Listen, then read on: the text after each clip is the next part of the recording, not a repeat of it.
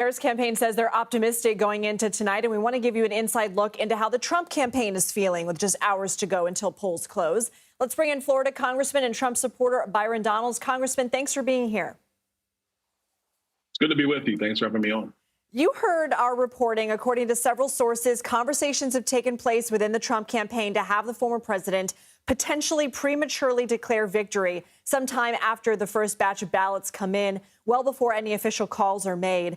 Senior advisor Jason Miller was asked about this. He said, "We won't call it until we've crossed 270. What do you know about the campaign's plans tonight? And would you encourage him to wait until that 270 threshold should he reach it? I agree with what Jason has said. This election obviously is close. We need every voter to make sure that they get out to vote, people to stay in lines. We know that there are long lines in several parts of the country. Make sure you stay in line and make sure your voice is heard. In terms of who's going to call what, we're going to obviously pay attention to our information and see how the data comes out from these states, and then we'll proceed accordingly. In the final days of the campaign, the former president used some pretty heated rhetoric, including calling Democrats demonic and lunatics. Do you believe these comments have drawn in voters in the final days or alienated some? Listen, I think that the American people have been very concerned about Democrat leadership in our country. Look at our southern border. It's an absolute mess. Look at our economy. Absolute mess. Look at their foreign policy. It's been a disaster. They've been more focused in trying to get their chief political rival, Donald Trump, as opposed to actually doing the job that they're called to do on behalf of the American people. That's why voters want change in this election. That's why it appears, even by polling, but also by some of the early turnout we've seen during early voting, that voters are coming out en masse to support Donald Trump to be the next president of the United States. But Congressman, in terms of the rhetoric, would you have advised him to take a more positive tone toward the end, or do you like how he finished his campaign?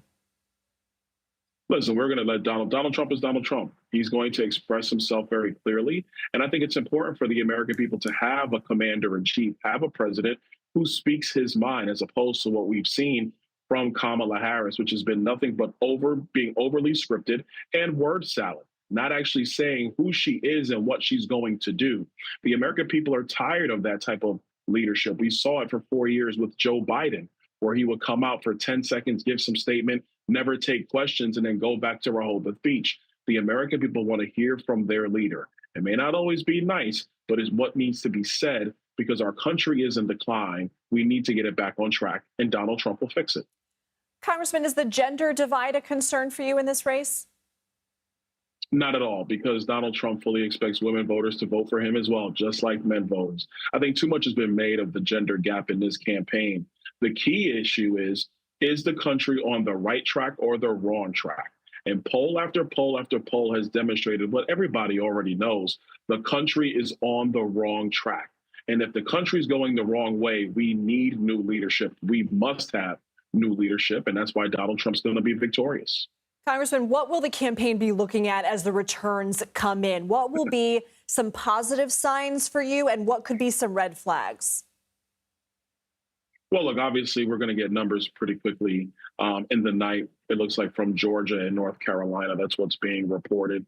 I think key information that everybody's paying attention to, whether you're in our campaign or in the Harris campaign, is what is the turnout in urban areas? What does that really look like? During early voting, it's actually been very soft, softer than I know Democrats would like. If that continues, that's not going to bode well for Kamala Harris at all. So I think that's some of the early data to pay attention to. Trump has continued to deny that he lost the 2020 election. Will he accept the results for this election if the race is called for Vice President Harris? We've been consistent on this. As long as the election is fair and the rules are followed, then of course you accept the results. It's actually quite interesting. I just heard Jamie Raskin, a Democrat member from Maryland, actually say the very same thing when the question was posed to Democrats about whether they would actually certify the election if Donald Trump won tonight. And I think Jamie Raskin's point is that as long as it was free and fair, they would certify. So I think everybody's on the same page. We want fair elections. We want the rules to be followed. We want people's voices to be heard and their votes to be counted. Obviously, only but Congressman, do you concede that that happened in 2020 after numerous judicial proceedings? No fraud, no substantial fraud was found, and the election was deemed legitimate. Well, two very quick things, and I don't want to go back 4 years ago because America is It's focused still on relevant, today. Congressman. But we must acknowledge that there were states that did not follow state law. Let's acknowledge that as a reality. Please don't sweep that under the rug because that did happen in 2020. In terms of some of the legal cases, the court said that President Trump didn't have standing, not that there wasn't any merit to the case. So that's another thing. But we are focused on today, not 4 years ago.